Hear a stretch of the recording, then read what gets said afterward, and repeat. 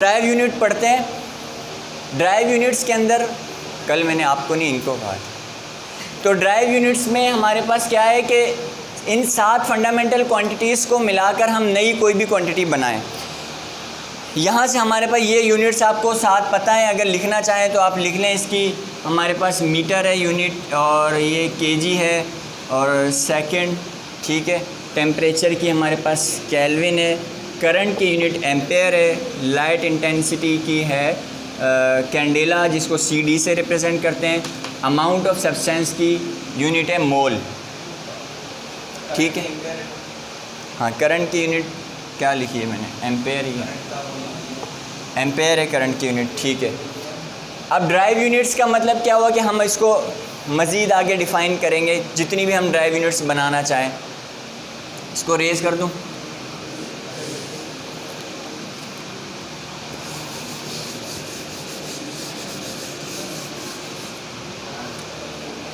अब ड्राइव के अंदर सबसे पहले हम कोई सिंपल यूनिट्स को डिस्कस कर लेते हैं, जिनमें हमारे पास है एरिया। एरिया किसे कहते हैं? अच्छा, ड्राइव यूनिट से आपको डेफिनेशन, यूनिट, डायमेंशन, ये सारी चीज़ें समझ में आएंगी, वरना आगे जाके आप कहेंगे कि वर्क क्या होता है, ठीक है। तो ये यूनिट से ही समझ लीजिएगा। ये हमेशा जैसे मैं कहूँ कि लेंथ, अब लेंथ तो हमें फंडामेंटल से समझ में नहीं आ रही थी कि लेंथ की प्रॉपर डेफिनेशन क्या है, मगर ड्राइव यूनिट से हमें हर चीज़ की एग्जैक्ट डेफिनेशन समझ में आती है उसकी यूनिट को देखकर। जैसे कि मैं कहूँ एरिया, अब एरिया की जो यूनिट है वो है मीटर स्क्वायर। मीटर स्क्वायर का मतलब यहाँ पर ये हो गया कि 2 मीटर हैं, ठीक है। और फार्मूला जो एरिया का है वो हमारे पास क्या है, लेंथ इंटू विड्थ, ठीक है। इतने स्क्वायर फिट का एरिया, स्क्वायर फिट भी कह दें, स्क्वायर मीटर, स्क्वायर किलोमीटर, कुछ भी कह दें। तो लंबाई और चौड़ाई ये दोनों मिक्स होकर, यानी कि लेंथ एक यूनिट है। अच्छा, इससे लेंथ हो, डिस्टेंस, डिस्प्लेसमेंट, विड्थ, हाइट, ये सारी जितनी भी मेजर करने वाली, नापने वाली चीज़ें, उन सब की यूनिट मीटर होगी। हाँ, सेंटीमीटर वगैरह हो सकती, मगर मैं SI सिस्टम में बात कर रहा हूँ। SI सिस्टम में उन सब की यूनिट मीटर होगी। आगे CGS, FPS उनको हम इसके पढ़ने के बाद डिस्कस करेंगे। तो जनाब, लेंथ की यूनिट हमारे पास क्या हो गई, मीटर। विड्थ की यूनिट भी हमारे पास मीटर हो गई, तो 2 मीटर मिलाकर हमारे पास बन गया मीटर स्क्वायर। इसी तरीके से अगर हम बात करें वॉल्यूम की, तो वॉल्यूम क्या होता है, लेंथ, विड्थ, हाइट। वॉल्यूम हम हमेशा किस में लेते हैं, लिक्विड के अंदर, ठीक है। ज़्यादातर हम लिक्विड के अंदर वॉल्यूम काउंट करते हैं, क्योंकि उसमें तीनों उसकी डायरेक्शन से हम उसको काउंट करते हैं। अगर कोई सॉलिड या बॉक्स लाइक ऑब्जेक्ट हो तो उसके अंदर हम इसको काउंट नहीं करते। अब आपके पास क्या है, वॉल्यूम, इसकी यूनिट क्या हो जाएगी जी, क्या यूनिट होगी, मीटर क्यूब। लेंथ की मीटर, विड्थ की मीटर और हाइट की भी मीटर, तो तीनों मिलाकर हमारे पास हो गई मीटर क्यूब, ठीक है। इसी तरीके से अगर मैं बात करूं यहाँ पर स्पीड की या वेलोसिटी, तो स्पीड की जो यूनिट है वो हमारे पास है, पहले फार्मूला लिख लेते हैं। तो फार्मूला हमारे पास क्या है, S/T। यहाँ पर S से क्या मुराद है, डिस्टेंस। तो अब इसकी डेफिनेशन हम क्या बना सकते हैं, डिस्टेंस पर यूनिट टाइम, ठीक है। अब इसको और ज़्यादा अल्फाज हम उसमें वर्ड्स ऐड कर करके मज़ीद हम इसको जैसे भी बना लें, मगर according to formula distance per unit time, ठीक है। या rate of change of distance, मैंने कल बताया था जहाँ पर रेट का वर्ड आ जाए वहाँ अपॉन में टाइम होता है। तो rate of change of distance, distance में जो चेंजिंग आती है टाइम के हिसाब से, वो हमारी स्पीड होती है, ठीक है। अब मैंने क्या कहा है कि लेंथ, विड्थ सब की यूनिट क्या होती है, मीटर होती है। तो डिस्टेंस की यूनिट भी क्या होगी, मीटर है, क्योंकि ये भी लेंथ की तरह। तो मीटर, और टाइम की यूनिट हो गई सेकंड, ठीक है। तो ये मीटर पर सेकंड हमारे पास यूनिट बन गई। अगर हम बात करें एक्सेलरेशन की, ये बस इससे रिलेटेड मैं कुछ आपको बता रहा हूँ, बाकी सारी यूनिट्स में आपको ये होमवर्क दूंगा इसको करने के लिए। एक्सेलरेशन का हमारे पास फार्मूला है जनाब डेल्टा वी अपॉन टी। आगे भी हम इन डेफिनेशंस को पढ़ेंगे, मगर यहाँ से थोड़ा थोड़ा सा कॉन्सेप्ट ले लीजिएगा बस। डेल्टा का मतलब क्या होता है? चेंज। वी का मतलब वेलोसिटी या स्पीड, ठीक है, और टी टाइम।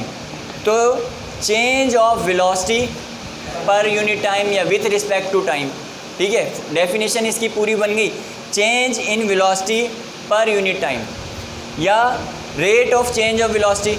टाइम का जिक्र आप नहीं करें तो rate of change of velocity, ठीक है। अब वेलोसिटी और स्पीड हमें पता है एक ही बात है, तो ठीक है। वेलोसिटी की यूनिट क्या है जनाब? मीटर पर सेकंड, ठीक है। तो हमने यहाँ लिख दिया मीटर पर सेकंड। अपॉन में टाइम भी है तो टाइम का एक और सेकंड आ जाएगा, तो 2 सेकंड हमारे पास क्या हो जाएगा? मीटर पर सेकंड स्क्वायर। तो इट मीन कि ये हमारे पास एक्सेलरेशन की यूनिट हो गई, ठीक है। अब इसी से रिलेटेड ये मतलब सीक्वेंस एक बन रही है, हमारे पास आ रही है फोर्स। फोर्स की डेफिनेशन फोर्स का फार्मूले के मुताबिक है। वैसे तो फोर्स की कुछ और डेफिनेशन भी हम लेते हैं जो बुक्स में लिखी होती है, मगर अकॉर्डिंग टू फार्मूला लें तो क्या, अच्छा जिनके दरमियान देखो ये अपॉन में है तो हम पर का वर्ड यूज़ करते हैं, पर यूनिट टाइम, मगर इनके अंदर ये मल्टीप्लिकेशन के अंदर है तो हम क्या करेंगे? प्रोडक्ट। मल्टीप्लाई को हम प्रोडक्ट कहते हैं, तो product of mass and acceleration, ठीक है। वैसे बुक में जो लिखी हुई है वो है it is an agent which move और टेंड्स टू मूव, जो किसी चीज़ को मूव करवाती है या मूव करने की कोशिश करती है, किसी चीज़ को रोक ले या रोकने की कोशिश करे। मगर अकॉर्डिंग टू फार्मूला हम फ़िलहाल देखें, वो हम बाद में पढ़ेंगे। तो वो क्या है? Product of mass and acceleration.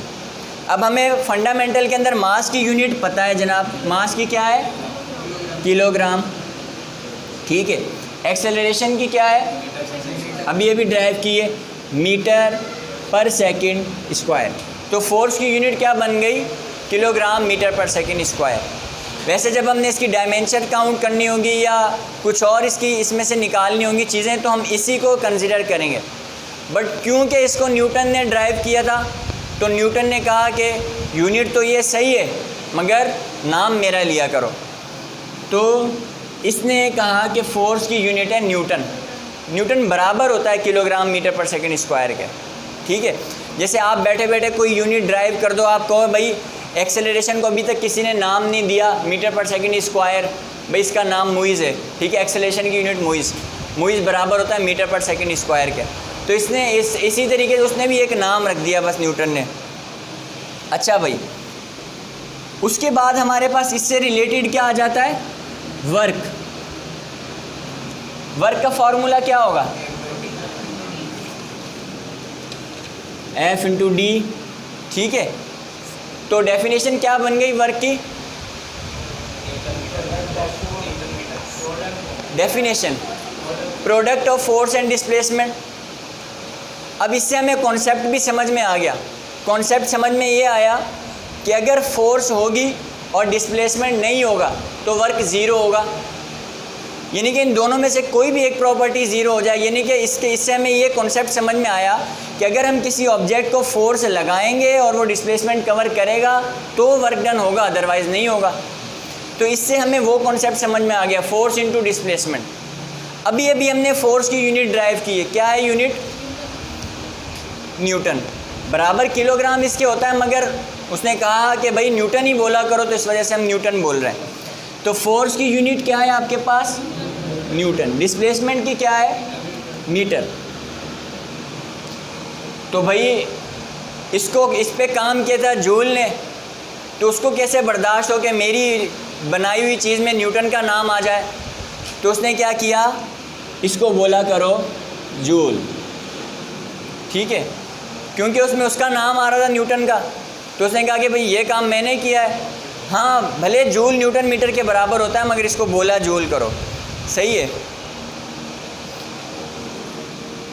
जब नवाज शरीफ की गवर्नमेंट आई थी उसने कहा भाई जरदारी इतना करप्ट था, इतना इमरान खान क्या ही बुरा है, नवाज शरीफ इतना करप्ट था, अब अगला जो आएगा बोलेगा इमरान खान इतना करप्ट था। तो वो पीछे वाले को ख़त्म करते जाते हैं अपनी इमेज बनाने के लिए। अच्छा, हाँ वो भी बनेगी। फ़िलहाल हम थोड़ा सा इजी वे में चलते हैं। अच्छा, उसके बाद हमारे पास क्या है, पावर। अब पावर की चलें फॉर्मूला लिख दिया। हसन आप डेफिनेशन बताइएगा पावर की। हाँ, वर्क पर यूनिट टाइम। दूसरा हम क्या कह सकते हैं, रेट ऑफ डूइंग वर्क। ठीक है, क्योंकि टाइम आ रहा है तो और बुक में भी एज इट इज़ यही लिखी हुई है, rate of doing work, time के हिसाब से जो हम काम करें। ठीक है जनाब, वर्क की हमने क्या यूनिट डिफाइन की अभी, जूल। तो वर्क यूनिट जूल आ गई। टाइम की क्या है, सेकंड। टाइम की यूनिट सेकंड है फंडामेंटल में। तो पावर की बन गई जूल पर सेकंड। तो इसको कैसे बर्दाश्त हो कि भाई जूल का नाम आ जाए इसकी क्वांटिटी में। तो इसने क्या बोला, वाट बोला करो, क्योंकि इसका नाम वाट था खुद का। ठीक है, तो ये कुछ रिलेटेड थी। वैसे तो ड्राइव हमारे पास बहुत सारी हैं, मगर ये कुछ रिलेटेड एक दूसरे से। तो अब इनमें जिसमें भी देखे फंडामेंटल से बाहर कोई चीज़ नहीं है यहाँ पर। तो ये हमारे पास हैं ड्राइव यूनिट्स। आगे फिर हम इसको मज़ीद ड्राइव करते रहेंगे, मोमेंटम, टॉर्क और जैसे आती रहेंगी चीज़ें। ठीक है, अभी अगर एक एक यूनिट डिफ़ाइन करने फिर वो टाइम थोड़ा निकल जाएगा। तो ये कि जब इसका मैं रिव्यू चैप्टर का रिवीजन करूँगा तो ये सारी चीज़ें दे दूँगा। सप्लीमेंट्री क्या होता है? सप्लीमेंट्री यूनिट्स वो होती हैं जो ज्योमेट्रिकल यूनिट्स होती हैं। ठीक है, अगर ड्राइव की आपने डेफिनेशन लिखनी हो तो ड्राइव की वही डेफिनेशन लिखेंगे जो आप पढ़ते आ रहे हैं कि which drive from fundamental units. ठीक है, या दो से ज़्यादा फंडामेंटल को मिलाकर जो नहीं बने। अगर फिज़िकल की हमने लिखनी है फंडामेंटल की, तो फंडामेंटल की डेफिनेशन हम ये लिखेंगे कि जो खुद किसी भी फिज़िकल क्वांटिटी पे डिपेंड नहीं करती, जो खुद एक्सप्रेस करती है, यानी कि ये बेस है बिल्कुल। तो सप्लीमेंट्री के अंदर हमारे पास एक होता है एंगल और एक होता है सॉलिड एंगल। बस ये दो हैं सप्लीमेंट्री में, ये दो यूनिट्स हैं। एंगल हम किसे कहते हैं? कोई भी एंगल हो ये, ठीक है, टू प्लेन्स के दरमियान या दो लाइंस के दरमियान, जो भी उनके दरमियान एंगल है उसे हम एंगल की यूनिट क्या होती है हमारे पास? रेडियन, जो कि हमारे पास बराबर होता है 57.3 डिग्री के। हाँ, इतने की होता। और फिर एंगल के अंदर 360 थीटा, और फिर रेडियन के अंदर, रेडियन को हम RAD से रिप्रेजेंट करते हैं। तो एंगल कोई भी हो, किसी भी प्लेन के अंदर कोई दो ऑब्जेक्ट्स के दरमियान, दो प्लेन्स के दरमियान या दो लाइंस के दरमियान जो एंगल हो, उसे हम एंगल कहेंगे, जिसकी यूनिट रेडियन होगी। इस रेडियन हम किसे कहते हैं? जो 3D हो, 3 डायमेंशनल। ठीक है, जैसे कि वो क्यूब वगैरह बने हुए होते हैं ना, इस तरीके से कोई, ये जो हमें चारों तरफ से नज़र आ रहे होते हैं। ठीक है, तो वो जो क्यूब टाइप बने हुए होते हैं, जो 3D होते हैं, वो हमारे पास होता है सॉलिड एंगल। भाई सॉलिड एंगल यानी कि एक ऑब्जेक्ट पड़ा हुआ है आपके पास, जैसे रोड पे वो क्या पार्किंग के लिए नहीं रखे हुए होते ये ऑरेंज कलर के जो, तो ये जो है हमारे पास 2 डायमेंशनल बना हुआ है, और वो हमारे पास ये कि सॉलिड के अंदर रखा हुआ है, 3D हमें नज़र आ रहा है। तो उसकी यूनिट हमारे पास होती है स्टेडियन।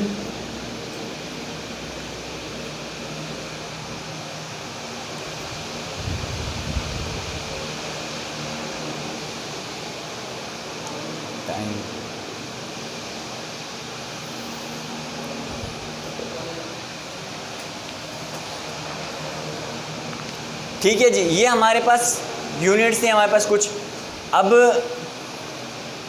इसमें मैं आपको देखो ड्राइव यूनिट्स बहुत सारी हैं, मगर इनमें से ये कुछ जो हम मोस्टली पढ़ते हैं, इसके अलावा कुछ यूनिट्स के आप मुझे सिर्फ क्वांटिटीज़ के नाम बता दें, वो यूनिट्स आप लिखेंगे। मोमेंटम हो गया एक तो, ठीक है, टॉर्क और एनर्जी जी, प्रेशर,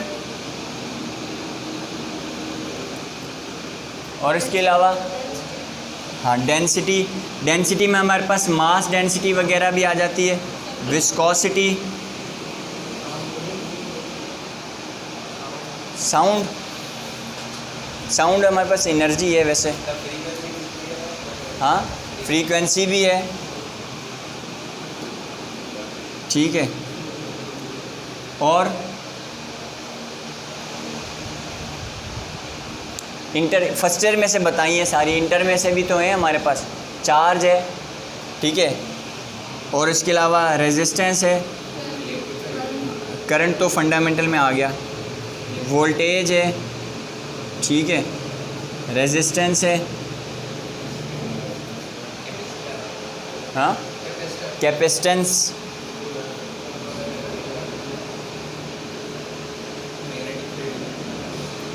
हाँ electric and magnetic field, electric field, ठीक है, मैग्नेटिक फील्ड, और क्या आपके charge, charge density, charge density, magnetic flux, electric flux, और इंटेंसिटी, हाँ। और हमारे पास है इलेक्ट्रिक फील्ड, इंटेंसिटी, और हमारे पास है इलेक्ट्रिक फील्ड,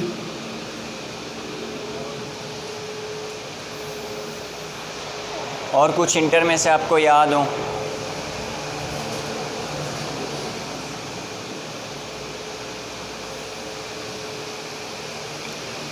बहरहाल इन क्वांटिटीज़ की यूनिट्स जो है वो आपने ढूंढनी है, ठीक है।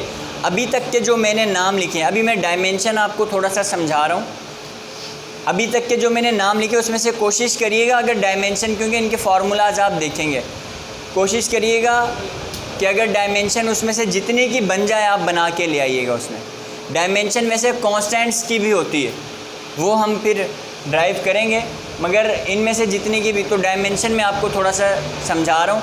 इन क्वांटिटीज़ के अगर आपने नाम लिख लिए तो अच्छी बात है, नहीं लिखे तो लिख लें, क्योंकि ये आपने इसकी डायमेंशन बनानी है। फिर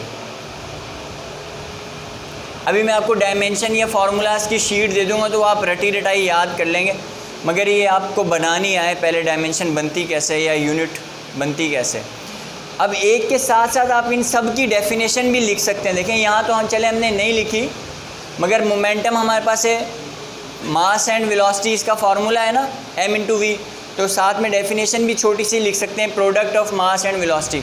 भाई इससे बाहर से तो कुछ नहीं होगा, ये बेस है, बिल्कुल एग्जैक्ट डेफिनेशन है, बिल्कुल करेक्ट है। तो ये छोटी छोटी डेफिनेशंस भी आप साथ इसकी अकॉर्डिंग टू फार्मूला, फार्मूला से रिलेटेड जो डेफिनेशन ना हो वो भले ना लिखिएगा, मगर अकॉर्डिंग टू फार्मूला मैं इस वजह से कह रहा हूँ ताकि फार्मूला समझने में ज़्यादा आसानी होगी।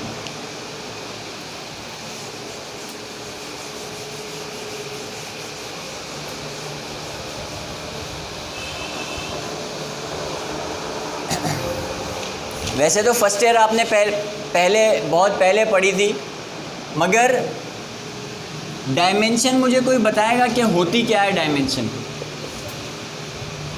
जी नेचर, जी ठीक, हाँ वो तो ठीक है उसकी, मगर डायमेंशन आप बताएं। ठीक है, और कोई आप बताएं।